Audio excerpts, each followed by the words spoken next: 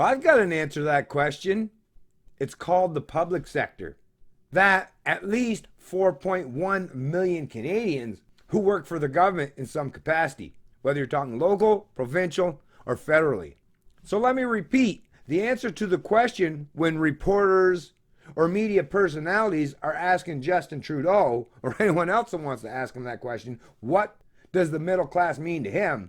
While he skirts, ducks, or tries to avoid answering that question directly, I'll help you out in that regard. Once again, it's the public sector. That's who. And those are precisely the people who have Justin Trudeau's back. Like I've said so many times before, folks, in Canada there's a huge divide that very few people are willing to talk about, but I am. And that divide is those of us who are taxpayers, tax serfs, or tax slaves to the ruling class and those public sector employees who benefit from it. It's the private sector versus the public sector that truly represents a major aspect and part of the growing divide in this country. And I'm not just talking about social or political divide. I'm talking about a huge economic divide as well. Yeah, I know it's one of those uncomfortable conversations or topics for people to even want to talk about or discuss. Why that is? Well, because like I say, the fact that there's 4.1 million Canadians out of a population of 37 million Canadians that work for the government in some capacity, that means each and every one of you have at least one or a multiple of family members, friends, or neighbors who are included in that big old number, which makes your conversations or your get-togethers a little more uncomfortable every year. In particular, at this time of the year, when those of us in the private sector have to really buckle down and do what we have to do to get through these cold, harsh winters in Canada. Whereas those in the public sector, who basically live like kings and queens in comparison, well, they don't have to worry about that too much. With that, 7 or 8 weeks of paid vacation? Pretty sure a great or substantial portion of them have already left Canada to destinations of much warmer climates, or living quite comfortably in those well-heated mansions bought and paid for by the proceeds of theft or forced wealth and income redistribution. That's right. And don't forget, hashtag taxation is theft. Headline of the True North, Trudeau fails to define who is in middle class in year-end interview. Canadians know who's in the middle class and know what their families are facing, and we focus more on the actual issues, Trudeau said. Yeah, nice duck there, Trudeau. Quack. This being reported by True North Wire, December 18th, 2019. When asked to define who he sees as being in the middle class, Justin Trudeau said that Canadians know, and that there are actual issues to focus on. Canadians know who's in the middle class and know what their families are facing, and we focus more on the actual issues, said Trudeau on breakfast television.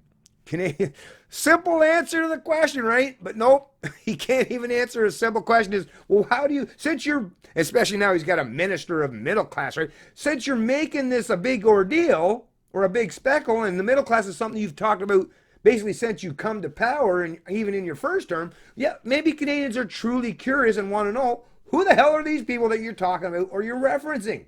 Once again, he don't want to answer that question, but I will. It's those who represent the public sector who will vote for the Trudeau Liberals or any political party, in particular the Liberals for certain, that will maintain the ruling establishment, the status quo, their entitlements, and their secured jobs for life, along with those gold-plated pensions. These are the people that are never going to turn their back, or at least the majority of them, on those who continue to support them. And like I say, with 4.1 million of them, they've got a lot of political clout. Trudeau's answer echoed an equally unclear response by his newly appointed Minister of Middle Class Prosperity, Mona Fortier.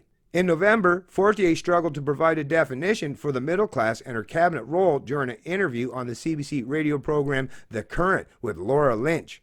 After repeated questions regarding who she considers to be included in the term, Fortier defined it as people who have quality of life and can send their kids to play hockey. Really though? Like I say, these are people that are running this country. Are you feeling confident in their capabilities. I define the middle class where people feel they can afford their way of life. They have quality of life and they can send their kids to play hockey or even have different activities, said 48. So like I say, those of us in the private sector or the working poor, the working stiffs who pay for all the entitlement programs or perks for the public sector hacks, and that's not you.